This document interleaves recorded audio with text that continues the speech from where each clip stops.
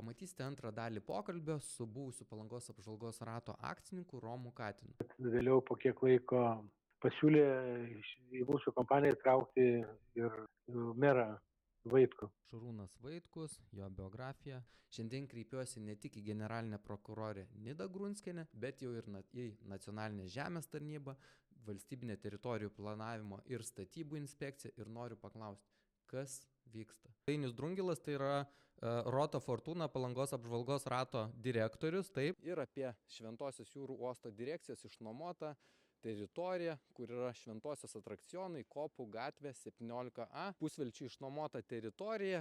Dar viena publikacija. Šventojoje nušluoti senieji poilsio nameliai. Vietoj jų gandais apaugęs projektas ir nekalbūs verslininkai. Kada atsirado tam projekte Vaitkus su Skritulišku, o atsirado taip. Ar galite padėti man atsakyti šitos klausimus, kuriuos šiandien pamatysite? Aš lankiausi ir Šventosios jūrų uosto direkcijoje, pafilmavau, kad jūs matytumėte aiškę situaciją. Pasidalinsiu ir dokumentais, kurie yra viešai prieinami ir galėsite patys susidaryti nuomonę po pokalbio ir pamatę dokumentus. Taip pat palieku jūsų pirmos dalies pabaiga, kad aiškiau galėtumėte suprasti visą istoriją. Aš buvau padaręs kuklų atrakcionai, bet be triukšmo. Kada aš dirbdavau, aš niekada nesu turėjęs gyvenime leidimą iki 12 valandos. Visą laiką 10 valandą. 10 valandą policija stovi ir išjungia. Tai buvo, skaityk, už miestelio. O ten jie, kada atsirado tam projekte Vaitkus su Skritulišku, o atsirado taip, kad Dainis Drungilas yra tos įmonės direktorius. Prieš paleidžiant šitą projektą, kada aš buvau nustumtas visai. Čia jūs kalba dabar, Drungilas, atsiprašau, jūs čia kalba apie dabar atrakcionus, taip. Apie šventąją Taip, kalbą.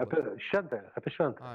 Jo, kada aš buvau ten ir iš Šventosios visai išstumtas, tai Skrituliskas savo draugą, kur nekilnojamo turto užsiima ir daug reikalų dirba negražių su baudžiama teisė susijusių Palangoje, jis Aurimą Vaitkevičių paėmė ir pastatė Drungilui kaip atsvarą akcininką. Tas Vaitkevičius ne prie ko, prie tų atrakcionų, nieko, bet kad turėtų kontrolinį paketą, nes Drungilas yra slidus žmogus, kaip įsitikino visi, nes tą Spurgyčių verslininkai išvarė. Tai Vaitkevičius, tas Aurimas, atstovauja šitą Skrituliską. Bet jūs labai įdomiai, Romai, paminėjot, man užstrigo, aš tai, pavyzdžiui, iš tikro nuoširdžiai pasakysiu, pirmą kartą girdžiu, jūs kaip paminėjot, kad Mindaugas Skritulskas, Šarūnas Vaitkus, man tai čia yra didelė staigmena. Matot, kaip jiem nauda ta ateina, aš negaliu pasakyti. Bet kaip oficialūs pinigai dingsta ir kur jie dingsta, tai aš neįsivaizduoju. Klausau ir negaliu patikėti. Šventosios jūrų uosto vadovų paskirtas Palangos miesto meras Šarūno Vaitkaus bičiulis Mindaugas Skritulskas. Kaip praneša LRT, praėjusiais metais Palangos apžvalgos rato skandalo centre atsidūręs politikas uosto vadovu tapo laimėjęs gruodžio pabaigoje paskelbtą konkursą. O tuo metu atsirado tas akcininkas, pas Drungilas buvo kiek metų akcininkas ir kada prasidėjo šitas projektas, taiga atsirado tas Aurimas Vaitkevičius, Skritulisko draugas, kaip akcininkas 50/50. Na, taip ir yra. Tai jūs darot jeigu sakot, jeigu jūs sakot, kad ne, kaip prielaidos, aš žinau tą virtuvę. Kaip yra daroma ir tai čia yra kitaip būt negali. Nes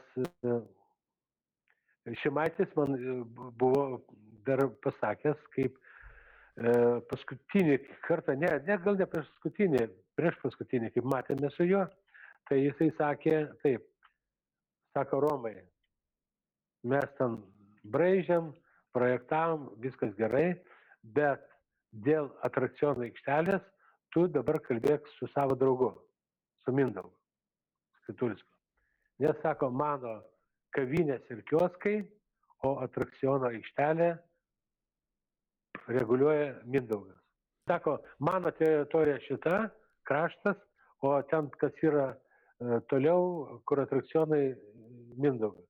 Bet dabar, Romai, atsiprašau, aš gal sustabdau, bet man dar iš tikrųjų aš mačiau dokumentus dabar, pagal dabartinę situaciją, ta visa teritorija, kur šventoji tas triukšmas yra tų atrakcionų, jinai išnuomota už tokią juokingą kainą. Jeigu mes pasižiūrim, ten 1 ar 2 konteineriai už nuomą tiek per metus gauna, tai kokią naudą tai gali nešti Šventosios jūrų uosto ir Palangos miesto savivaldybei? Mano nuomonė, tai čia yra visiškas minusas miestui. Čia yra labai lengva schema. Buvo paskelbtas konkursas, kaip ir vyko anksčiau tie konkursai ir valdymas.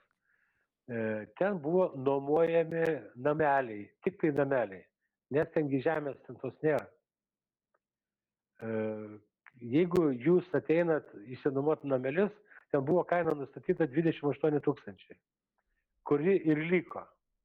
Bet kada tu gali tenai pakeisti ir tą aikštelę, pridėti nuomai tą žemę laisvą ir įsiplėsti, kur galima dar, jeigu tu žinai, kad tu gausi leidimą, tai viskas okei. Romai, sutikit su manim, ten, aš dabar neatsimenu arais, milžiniška aikštelė, ten man net atrodė taip vizualiai, kad daugiau yra naudojama negu yra gavę nuomai, bet... Kažkur apie 2000 kvadratinių metrų. Ten yra Facebook'e vienas kioskas tenai nuomavo, norėjo išnuomoti vieną tą kioską, tai už sezoną 30 000 prašė. Vieno kioskelio. Tai vienas kioskas nuoma, aš mačiau tą skelbimą, vieno kiosko metinė nuoma tiek, kiek visa ta kvadratūra, kur yra nuomojama iš Šventosios jūrų uosto direkcijos metams. O schema labai šitagi paprasta.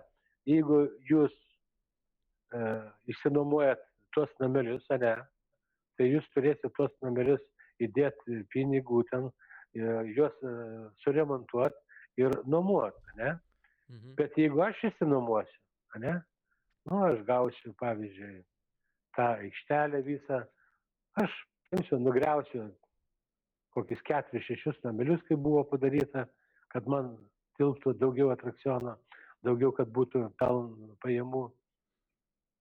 Tai kas galima vieniem, negalima visiems likusiam. Man atrodo, tai pagal tą vėliavą ir buvo padaryta. Iš to, ką sakot, Romai, Šventosios gyventojai, verslininkai kovoja, nes jam yra žlugdomi verslai dėl triukšmo, bet jeigu tai yra tiesa, hipotetiškai apie ką jūs šnekat, tai nelabai tada ir norisi kažkam spręsti tą triukšmo problemą, nes čia yra verslas, aš kaip suprantu, bet tada kenčia miesto gyventojai. Štai čia mes nuotraukoje matome Prieplaukos gatvėje 26, kairėje pusėje esantį Šventosios jūrų uostą, o dar tiksliau žemės sklypą adresu Prieplaukos gatvėje 26. Norėčiau, kad atidžiau pasižiūrėtume į šį dokumentą ir čia yra nutarimas Lietuvos Respublikos vyriausybė 2009 metai ir skaitome 3. Perduoti Palangos miesto savivaldybės įmonėje Klaipėdos jūrų uosto direkcijos pasitikėjimo teisę valdomus 1 punkte nurodytus Šventosios jūrų uostui priskirtus žemės sklypus ir 2 punkte nurodyta Šventosios jūrų uostui priskirta akvatoriją valdyti, naudoti ir disponuoti jais pasitikėjimo teisę Šventosios jūrų uosto valdytojos funkcijoms vykdyti. Pasirašo susisiekimo ministras Eligijus Masiulis. Žiūrime toliau, koks tai yra plotas ir turime unikalų sklypo numerį 44 00 1857 5485. Iš viso žemės sklypo dydis yra 15 hektarų. Šis sklypas raudonai apibrėžtas žemėlapyje, kad jums būtų lengviau įsivaizduoti, 15 hektarų Prieplaukos gatvėje 26.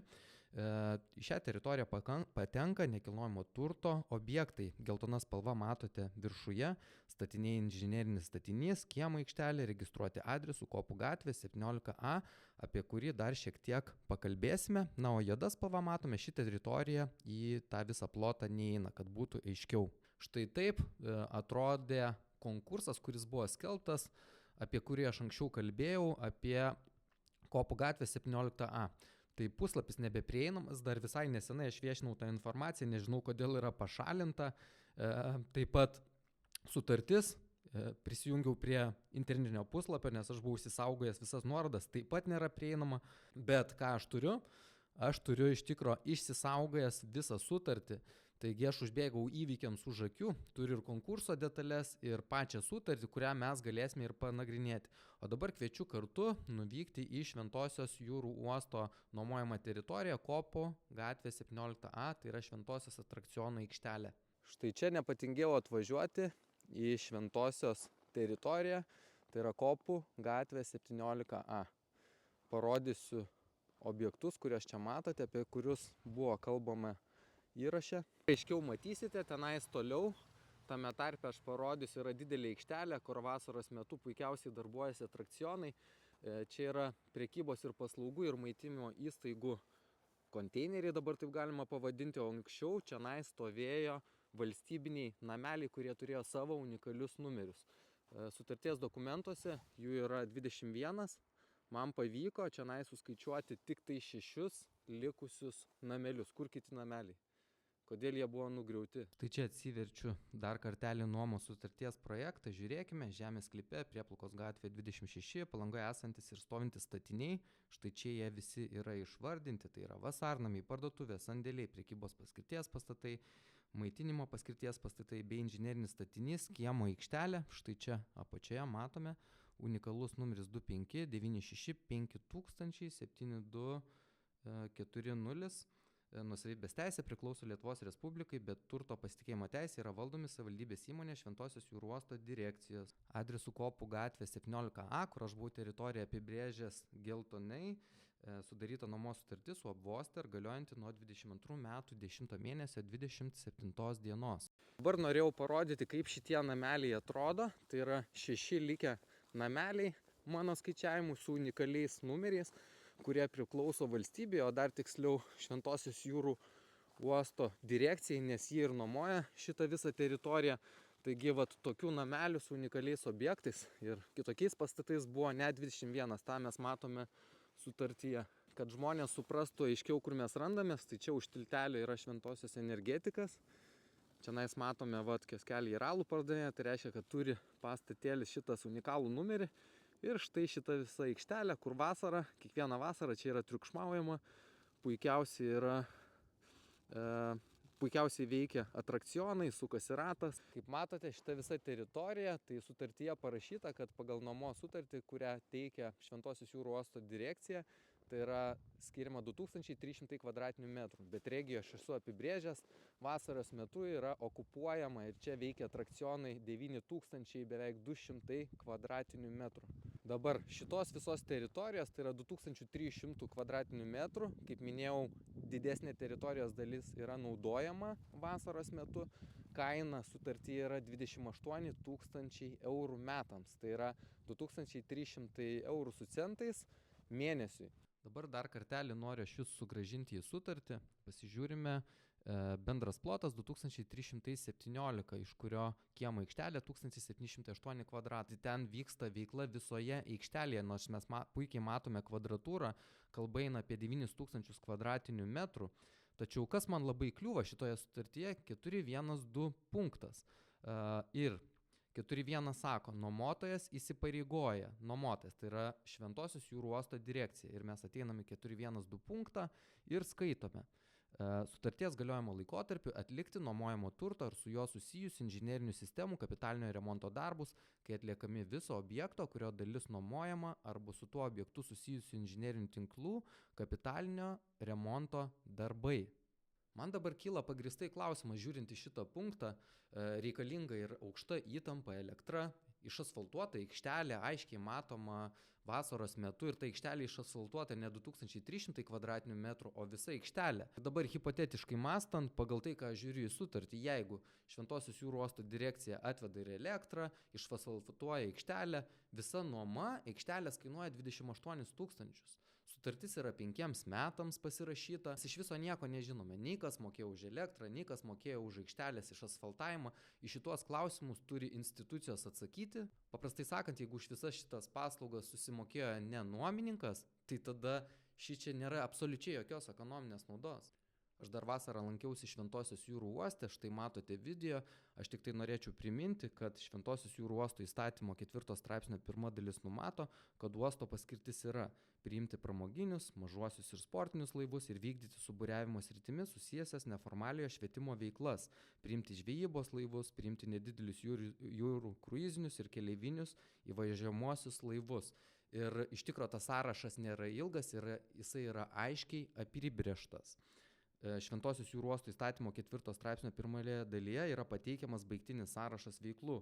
Jos apibrėžia uosto paskirtį ir jų tarpe įstatyme nėra įtvirtinta jokia komercinė veikla iš kioskų, pramoginių įrenginių, atrakcionų, kaip iš galimų veiklų, kurios atitiktų uosto paskirtį. Uosto ir uosto žemės naudotojai gali teritorijoje vykdyti tik tokią veiklą, kuri atitinka uosto paskirtį.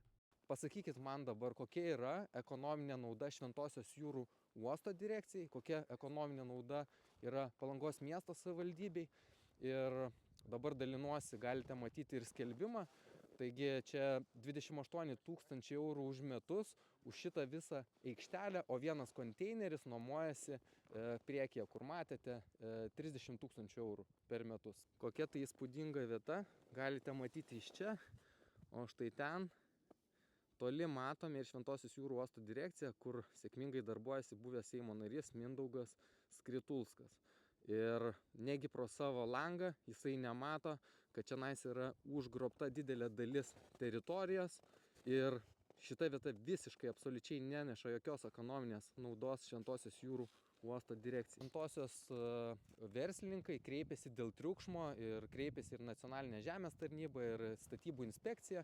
Statybų inspekcija, aišku, atvažiavo, kai jau atrakcionai buvo išsikraustę ir pakėlė droną. Nesimatė tų priekyje esančių namelių. Dabar yra klausimas, kodėl buvo filmuota statybų inspekcijos teritorija ir nebuvo nufilmuoti visi šitie priekyje stovintis objektai. Dar teko sužinoti iš Šventosios verslininkų, kad prieš keletą dienų buvo kreiptasi į prokuratūrą dėl to, kad Palangos miesto savivaldybė nesuteikė duomenų nacionaliniai žemės tarnybai, nes yra prašomi dokumentai, taigi į tai galės atsakyti prokuratūra. Ir įsivaizduojat, kiek šitai teritorijai, kai čia yra atrakcionai reikalinga už tos elektros įtampos, štai ten toli matome dar vieną pastotę. Lauke iš tikro yra labai šalta, šąla pirštai, bet aš jums pasidalinsiu įrašą filmuotą su dronu, kad aiškiau matytumėte visus atrakcionus. Tai yra, matysite visą teritoriją, kaip jinai atrodo iš viršaus. Nu, man klausimas generaliniai prokuratūrai STT atkreipti dėmesį, kad kur dingo visi šitie valstybiniai statiniai ir kas davė leidimą nugriauti šitos objektėlius. Turiu išsaugotą nuomos sutartį, galime pasižiūrėti. Ta, kuri yra dabar nebeprieinama, man krinta į akis punktas, tai yra 434 punktas, tai čia matome ir išvardintus pastatus vasarnamius, kurių unikalių yra numeriu 21 343 punktas, atsiverskime. Ir naudoti turtą pagal paskirtį nurodytą sutarties 1.2 punkte. Atsiverčiam 1.2 punktą.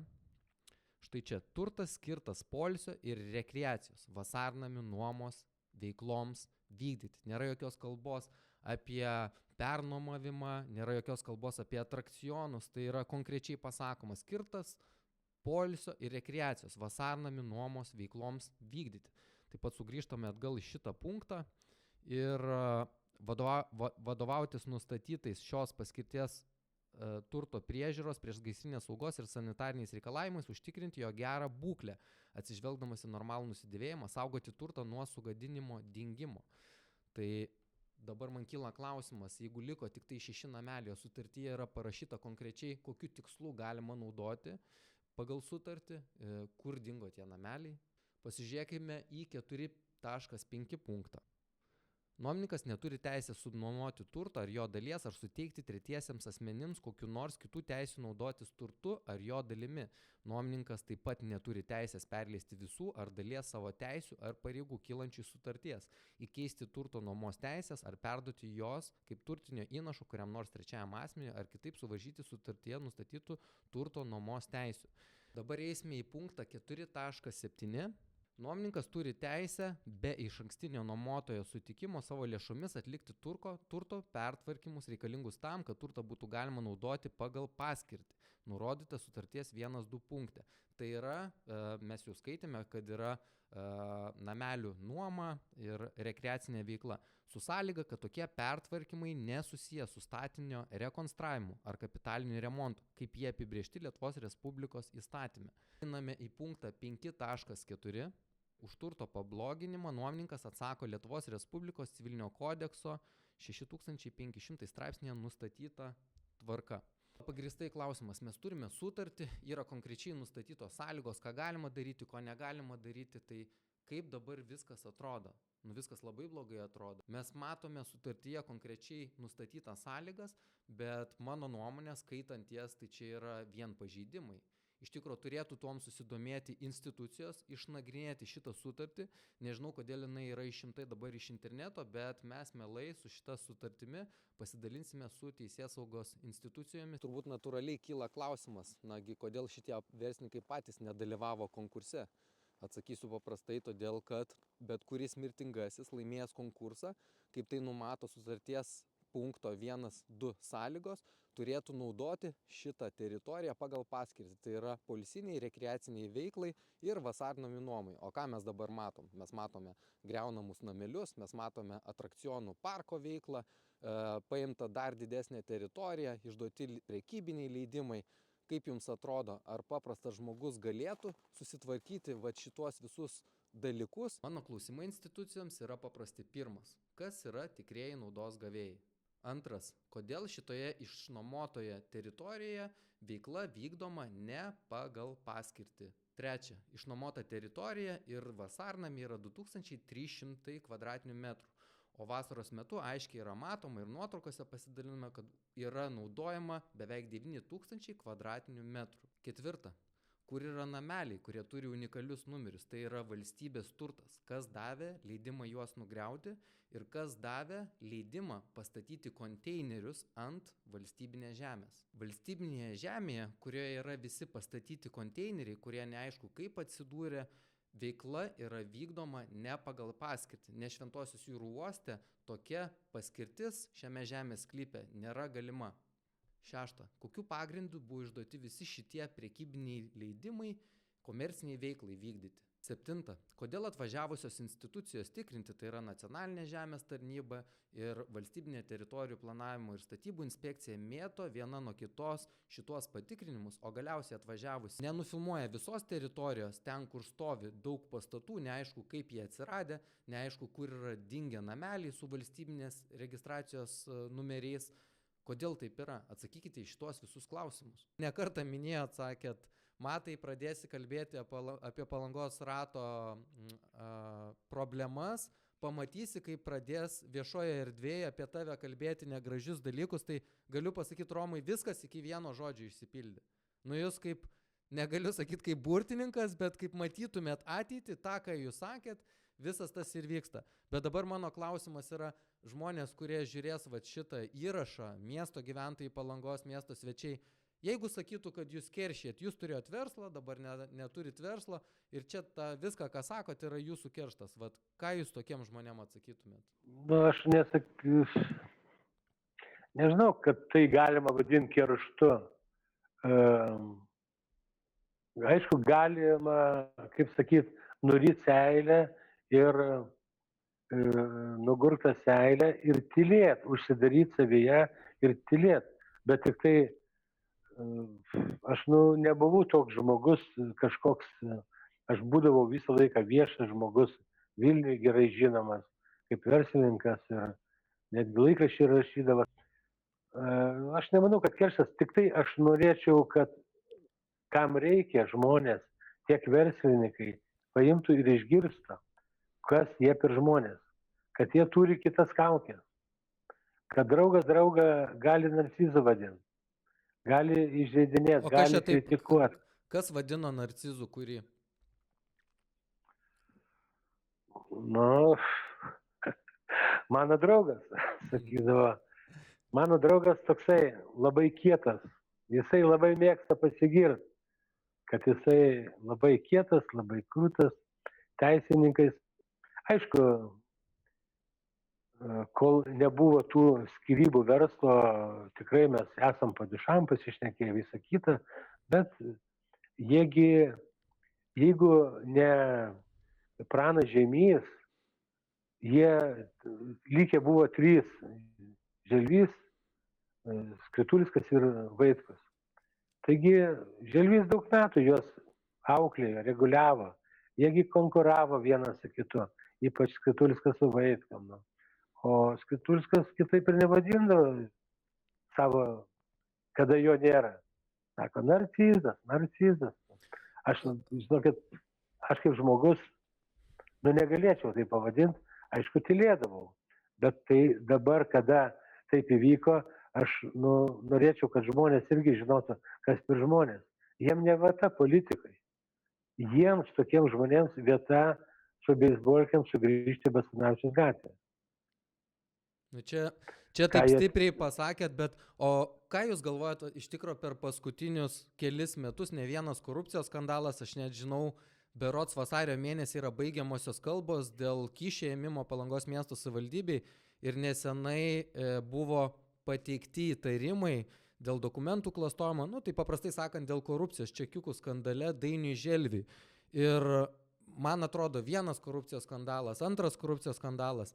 Ir mano asmeninė nuomonė, tai šitas Palangos apžvalgos ratas, šita istorija su jumis visiškai pakišo koją šitiems abiems politikams. Aš asmeniškai 100% įsitikinęs, kad Mindaugui Skritulskui ten ir pasibaigė politinė Seimo nario karjera ir neaišku, ar jinai atsistatys, o Šarūnui Vaitkui dar jisai neturėjo progos pasitikrinti 2027 metais. Kaip jūs galvojat, kokios prognozės, ar pasikartos bičiulio istorija, kad pasitrauks iš politikos ar ne? Turiu minį iš miesto mero. Dabar sunku pasakyti, kada buvo Dainius Drungelis pareiškė, kad turim tą gerą stogą, gerą užnugarį. Aš į Facebooką buvau parašęs. Ką turėjo menį, sakydamas stogą, gerą užnugarį? Sako, jisai, kaip mes kalbėjom, patviravom, sako, tie vyrai, sako, turi gerą užnugarį. Ir aš tą vieną kartą parašiau į Palangos tenai kažkokį tai grupę, kas tas stogas. Tai iš karto visi atrašė, kas tas stogas. Kas su ko vaikšto. Ir aš matau, kad dabar nieks nevyksta. Aišku, šiek tiek aš esu nusivylęs tarnybom, kad aš skaitau, kad jos nedirba. Nieko nedirba, galbūt netgi perteikia informaciją. Bet kada giliau pamastau ir išgirsiu tokius faktus, kaip ten tas buvo tvarkos skyrius korupcijos atvejais, aš manau, kad dirba ir dėl rato aš nemanau, kad taip viskas praeis, nes ten įsisukęs 300 straipsnis už tokį darbą nuo 4 iki 8 metų, tai čia tikrai reikia labai gerą stogą turėti. Bet aš tikiu, kad tarnybos dirba, galbūt nelaikas atskleisti viską. Ir aš kažkaip, Romai, aš nekartą sakiau, aš pasitikiu Lietuvos tarnybomis.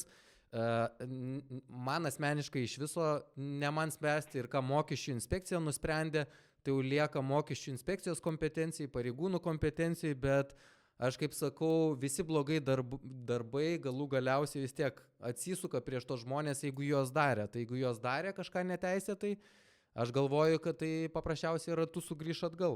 Bet šitas visas toksai matymas situacijos iš šono, kaip jums, pavyzdžiui, kaip kiti verslininkai, sakau, tiek daug yra istorijų, aš per tos paskutinius 2 metus girdžiu Palangoje, kad nesusitvarko dokumentų, nesusitvarko kažkokių paskirčių ir visur yra problemos. O stebuklingai pardavus sklypą arba pardavus nekilnojamą turtą, vat, kitas žmogus, nesvarbu, dabar žmogus X, paima ir per mėnesį viską susitvarko. Ką žino tie žmonės, ko nežino, ką nežino šitie žmonės, ką žino šitie žmonės, kurie stebuklingai viską tvarkosi. Jo, aš čia galiu dar tik tai vieną istoriją iš savo pusės pridėti, papasakot, kad berods, kur yra paminklas naujas, kitoj pusėje gatvės yra Gedimino gatvė, atrodo, ne? Ir ant kampo yra toks naujai pastatytas namas. Berods, kad Gedimino. Mano sūnus kaip brokeris mato skelbimą, na ir draugiškai buvom susitikę, Mindaugo Skatulskio paklausė, sako, žiūrėk, parduoda tą namą, mane domina. Oi, sako, pamiršk, tu ten nieko nepadarysi, ten yra viskas draudžiama daryti, nieko tu negali daryti. Paskui sūnus sako, einu po 6 mėnesių, didžiausias buildingas stovi. Po 6 mėnesių. O kabėjo skelbimas. Ir kažkas kitas nupirko ir susitvarkė. Jo, kitas nupirko, sakau, kas vienam galima, negalima visiems likusiam, o tų vienų nedaug. Tai... Supratau, Romai, iš tikro pabaigai gal norėčiau iš tikro jūsų paklausti, vis tiek tokios progos gal nežinau ar turėsiu. Kaip jūs apibūdintumėt Šarūną Vaitkų? Na kaip jie aplamai elgėsi nesąžiningai, jų specialistai be vieno ar kito komandos nieko nedaro, nieks neturi ten teisės padėti parašą, turi leist padėti parašą. Kiek aš žinau tą virtuvę, o žmonių nemažai po to, kada ta istorija prasidėjo, tiesiog važiavo žmonės iš Klaipėdos vien tik dėl to, kad pasikalbėti ir pasakoja liūdnas istorijas, kaip juos reikėtuoja žemę parduoti po 3,5 tūkstančio šitą vietoj, kur rinkos vertė 23 tūkstančiai. Vėlgi, Skatulskas ten dalyvauja, tas Aurimas turi nupirktą žemę po 3,5, ten prie Tolino, auksinė ta vieta irgi. Žinau aš visas tas istorijas, žmonių gaila šitą, nežinau kaip tenai, kaip tarnybos, jie kreipiasi tarnybos, ar jiems dirba tarnybos, ar jiems tik tai tarnybos pranešė, kam, kad susitvarkytų tokius dalykus. Aš nežinau, nieko negaliu pasakyti, bet aš tik tai noriu, kad žmonės būtų atsargus, nes jie iki paskutinio, čia pas juos aukcionas, o kaip gauti reikėdavo leidimus, ten aikštelėm visą kitą, išlaukia paskutinės dienos, kad tu gali, kad tu patį didžiausią tortą galėtum atnešti. Romai, labai man... Tik tiek galiu pasakyti. Romai, man labai įstrigo dalykas, kurį jūs pasakėt, kai buvo tas momentas, kai buvo paskelbta, kad Lietuvoje merai gali prabūti savo kadencijoje berods 2 metus, taip, iš eilės, ar 3 metus, 2 metus iš eilės. Ir kokie tada žodžiai buvo jūsų bičiulių? Nes jie galvoja, kad dar tada buvo teismas neišaiškinęs, kad kadencijas reikia skaičiuoti iš naujo. Ką jie pasakė tuo metu? Tuo metu pasakė, buvo kalba tokia, ką žinau, tą sakau, nes aš meluot nemoku. Turiu vieną blogą savybę. Tada meras Skatulskiui pasakė, optimizuokit visus verslus, gimkit viską, kas galima, nes man paskutinė kadencija. Tokia šneka buvo. Ir tai va, tai daug Romai šitos dalykus girdint, tai taip nežinau, kad šokiruoja, tai čia mažiausiai pasakyčiau, bet ką tai reiškia, imkit ką galit. Kaip taip galima, man tavasme protas neišneša, ką toks terminas, pasakymas, imkit ką galit. Kaip jūs interpretuojat, nes aš tai nelabai suprantu, kaip galima pasimti kažką. Na, šitą kaip galim, pavyzdžiui, tą ratą, sumažinti, išvaryti akcininkus, ten spurgytės jau turi, dar daug ką turi, vat, Skrituliskas jau turi namuką prie savo kontoros kavinę.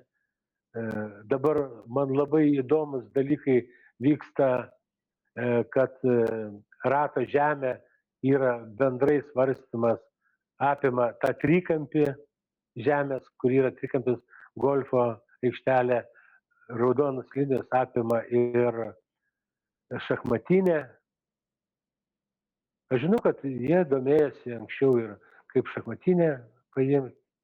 Supratau, iš tikrųjų labai įdomias istorijas Romai papasakot. Aš dėl to ir norėjau, kad, matot, kai aš paviešinau, net negalima sakyti paviešinau, iš tikrųjų statybų inspekcija, aš tik tai įgarsinau, ką pasakė statybų inspekcija, vėliau rodė per televiziją. Noriu pasakyti, kad tas ratas yra nuostabus, viskas labai gražu ir visi kiti verslai, jeigu mes juos patys sukuriam, yra labai sunku sugalvoti idėją, ją įgyvendinti, rizikuoti savo kapitalu, tada dėti galbūt savo paskutinius pinigus, rizikuoti savo šeimos gerovę, turėti labai daug streso ir viską tą pereiti tokį kelią, ką perina bet kuris kitas verslininkas. Bet jeigu yra kažkokie tai palengvinimai, jeigu mes turim kažkokių draugų, kur galima viską, nežinau, paprasčiau pasidaryti, nu tai sutikit su manim, čia net žioplys galėtų būti verslininkas.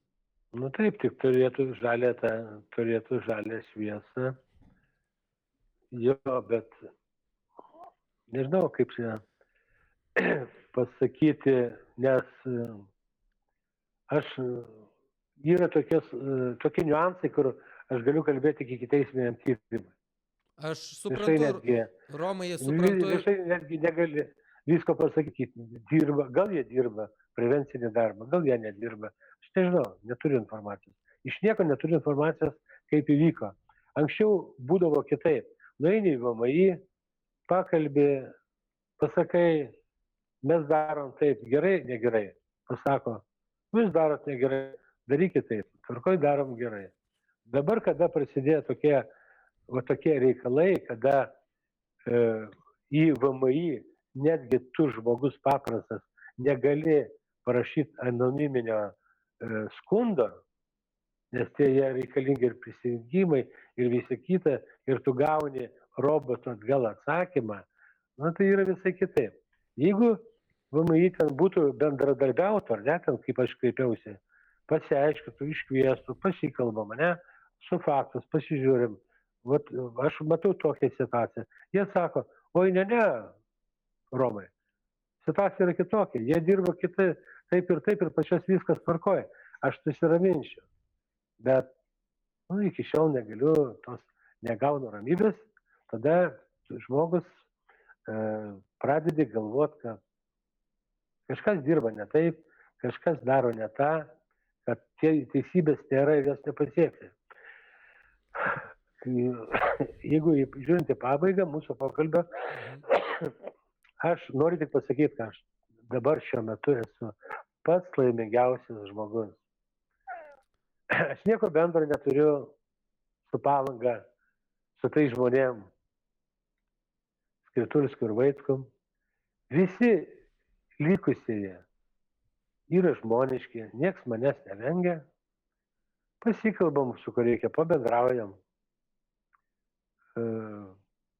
Visi kultūringi, bet tie du žmonės man bijo pasirodyti ten į akis, nekėlė, per advokatus susirašinėjo, tai aš dabar tikrai esu laimingas žmogus, laisvas, važinėjau po Europą, po pasaulį, nuo nieko nepriklausau, kaip anksčiau jie sugalvodavo intrigų tokių, kad per savaitę 3 kartus važiuoti tekdavo į Palangą, tipo neva spręsti reikalų, nes jie susireikšmina. Pirmadienį važiuoji, trečiadienį važiuoji, ketvirtadienį grįžti, penktadienį vėl važiuoji, šeštadienį apsitart reikalų, nes kažkas tai negerai. Nu, nežinau, gal jiems labai mano kompanija patikdavo.